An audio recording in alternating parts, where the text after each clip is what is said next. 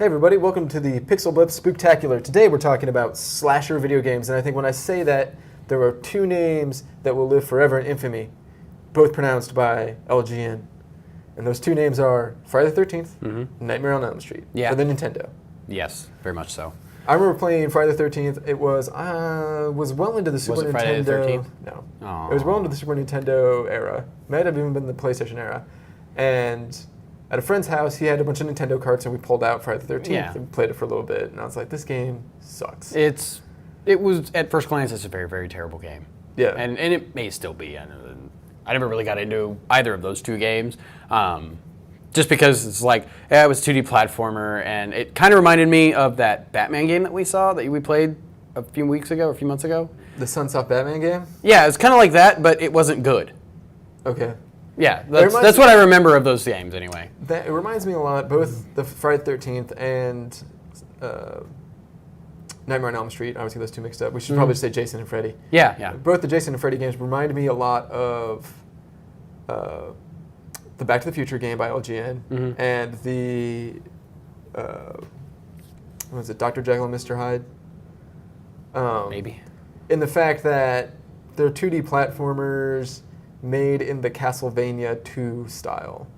Yeah. You kind of have to go to these places and collect items, and go to these places and collect items, and go to these places and collect items. And in Friday the 13th, it was really cool. The only thing I liked about it was that you could get lost in the map. Because you don't just go, it's kind of like the Rambo game. It's a non-linear type of map. You can go up and down and stuff. And there was something scary about going into a cabin to maybe get an item, and you have to go look around in first person, and you don't know if Jason's going to pop up. Oh, yeah. So that was kind of spooky, scary. The cool thing is, a couple of years ago at Comic-Con, Atomic Fairlane Toys released a special edition Jason figure, colored, like the Nintendo NES. Oh, just Friday the 13th Jason. So that was kind of funny and cool, and it shows you like the impact these games have had going forward on pop culture. Yeah, and the movie franchises and whatnot. And you know, I haven't watched a lot of the older Jason and Freddy movies. Like I know.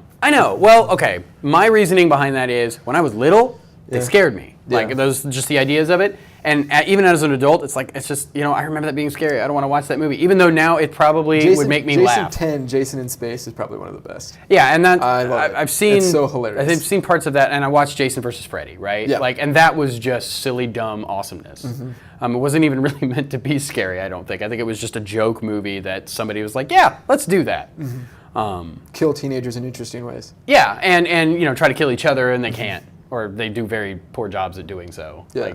It's just really I've watched both silly. of the reboots of the series, both the Friday the 13th reboot and the Nightmare on Elm Street reboot, and I didn't like either.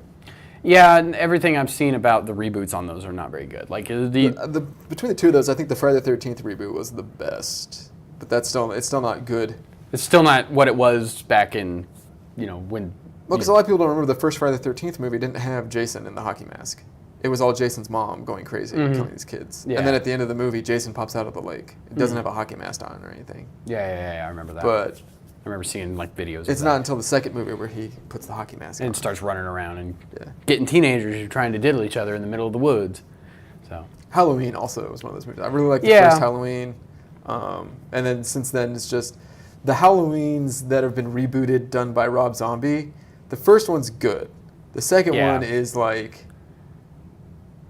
you know how you have too much of a good thing and it's bad? Yeah. That's the second one. Yeah. Those movies kind of, they ran their course. Like I remember when H2O came out and I'm like, okay, maybe. And I was just like, oh, wow, no. It's just too much all the time. Well, but that's the thing. It's a slasher movie. Yeah. And I think maybe the slasher movies have gone away because we kind of want something more. Well, everything goes on cycles. Yeah. And you'll have in the 70s, you had the Hammer horror films with Christopher Lee as Dracula and really supernatural stuff. And then, that was really the late 60s. Yeah. And then in the 70s, Halloween came around and kind of shook up the zeitgeist. And then you had a bunch of slasher movies. And eventually, and then by the 80s, you had the sanitized version of those slasher movies, which were the Friday the 13th, the Nightmare on Elm Streets.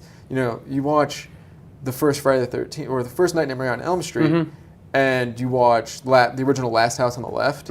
Those movies are vastly different. They're both slasher movies, both by the same guys. Yeah. And one of them, you can tell they're like, we need to sanitize this a little bit. Yeah, we need to make this a little bit less crazy gory and just more like silly gory. Yeah, Nightmare on Elm Street is one of those, like, we need to sanitize this a little bit, make it more palatable for an audience. Yeah. Well, I mean... the original Last House on the Left goes places that just... Woo. Yeah, it does. Well, and then you still have like the Texas Chainsaw Massacre movies where that was in the 70s. So. Yeah, the original, and then they came out with the newer version, like a reboot of it in the late 90s, early 2000s. Early 2000s. Well, that's once again we go. And then there's the cycle, right? Like when it goes back to 90s, it's going to be super gory, and we're going to make it look really, really crazy. Because in the 90s there was like the cycle was Scream and like being cognizant and aware that you were in these movies and kind of being postmodern and laughing at it.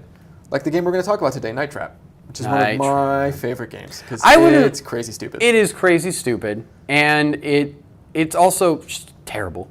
And I don't want to spoil anything because I've never actually played this game, but I've seen a lot of video of it, and aren't there vampires? No. Okay, so what is that? Is that just a joke part? Okay. Night Trap is there are these. You see, there's just like one cutscene. The setup is so stupid. It's so dumb. You are a special member of a police squad that is set up in a surveillance van outside this house where girls are having a slumber party. Creepy. Yes. And in this slumber party, there are these guys that are trying to kidnap the girls. So you have to switch through your security cameras. Yes. To try and find the times when, and it's all on a constantly moving clock. Yeah. So if you're not watching the living room and something's going on in the living room, you just don't know about it. Yeah.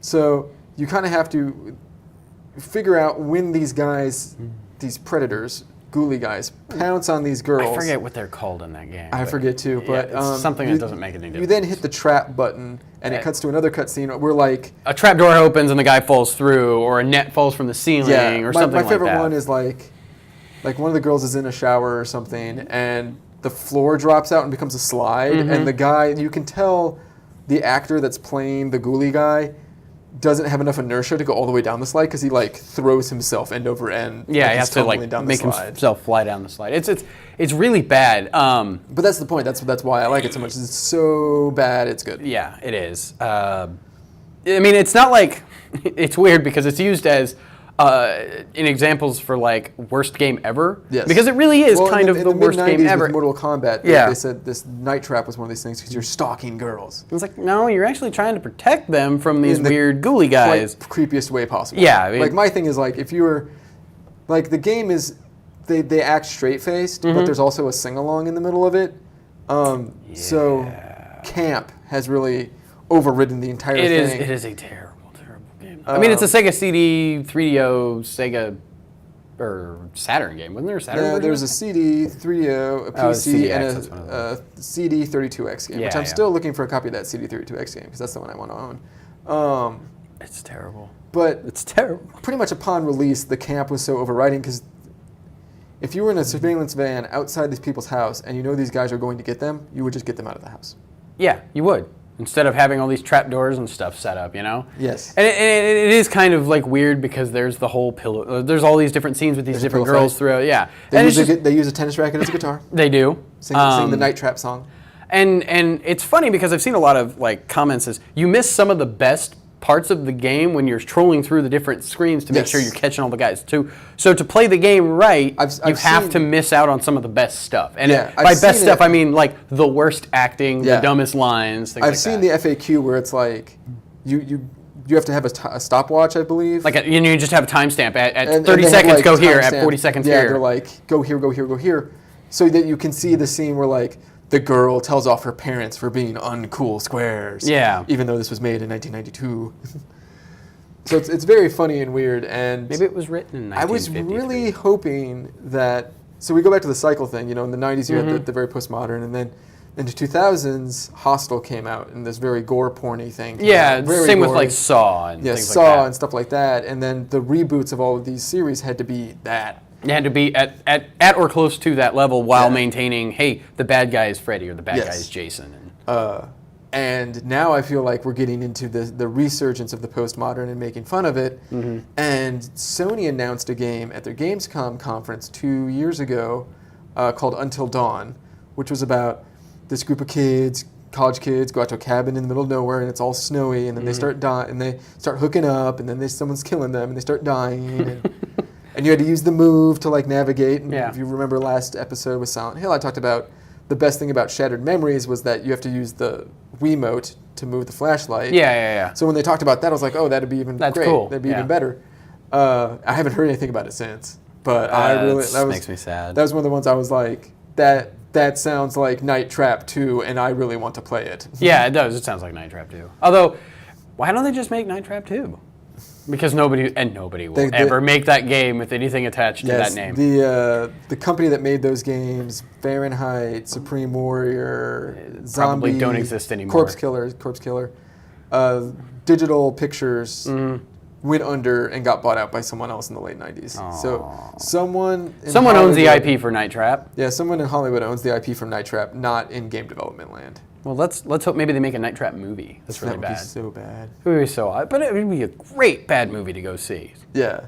So I really wanted that Until Dawn movie to come out because there's not, like we said in the Resident Evil episode, Resident Evil Nemesis is kind of a slasher movie where there's just this unstoppable thing. Yeah, you just have to keep running. It's like Jason, basically. Yeah. We really haven't had a movie like that. We haven't had a game like that in a long time. And I understand why, is because eventually part of the playing a video game is the agency of being able to overcome those obstacles. Yes. You talked about in that Rain game, you can't fight that nothingness. You can't fight the unknown. You just have to keep running away, and you can slow it down by putting stuff in its path, but you can't stop it. Yeah. So until the very, very whatever. I mean, the crux of most slasher series is you can't stop Freddy. You can't stop Jason. No, you can't do that. I mean, they come up with a way to kill them or a way to stop them for a little while. You always notice that, like, the last scene where it's the happy ending, Jason pops out. Yeah, and then there's just like, his eye opens up, or Freddy's claws come up out of the ground or something like that, yeah. They always come back. Yeah. Which is kind of like Dracula, You can't really kill Dracula. Frankenstein's monster. Yeah. There's just, the scariness is that you can't stop them. You can slow them down, you can stop them for a little while, but eventually they will be back. Yes. So in video game-ness, there's no way to stop them. There's no way to overcome that obstacle. Yeah. The player loses agency very quickly. And that kind of leads to the never-ending cycle of sequels that eventually will just stop being made because you always fight the same guy. What's the point? Or you fight the guy with the same, with a new thing attached to it. Even if you, like, I think about Nemesis, where you have to kind of lead Nemesis into traps over the course of Resident Evil 3. Even then, like, by the third or second time, you're like, okay, where's the trap that I have to lead this guy into? Yeah, it's not like It doesn't become scary. It becomes a gameplay mechanic. So that's why I wanted to see this Until Dawn thing, because I wanted a game that, like, let's say, you expect it to only last 3 to 4 hours. And you can play through it multiple different ways over those 3 to 4 hours, but it's like a movie. So, like, I kind of was hoping that would be that, and apparently Sony's been... Well, maybe they didn't think that they could do it, and it wouldn't be up to their standards. And rather than putting out a crappy game, they're just not going to put out a game at all. Yeah, that's true. But I wish they would tell us it's been canceled. Yeah, well, maybe it will be a February, March release for the PS4. Or it could still be a PS3. Or it could be a PS3 game, and they're just going to put it out under the radar after the PS4 comes out. They're still launching PS2 games. Yeah. What, FIFA, and there's something else coming out for the PS2, but I don't remember. It's crazy. Anyway, we'll see you back here in a couple days. Once again, this is the October Spooktacular, so always check in the back seat.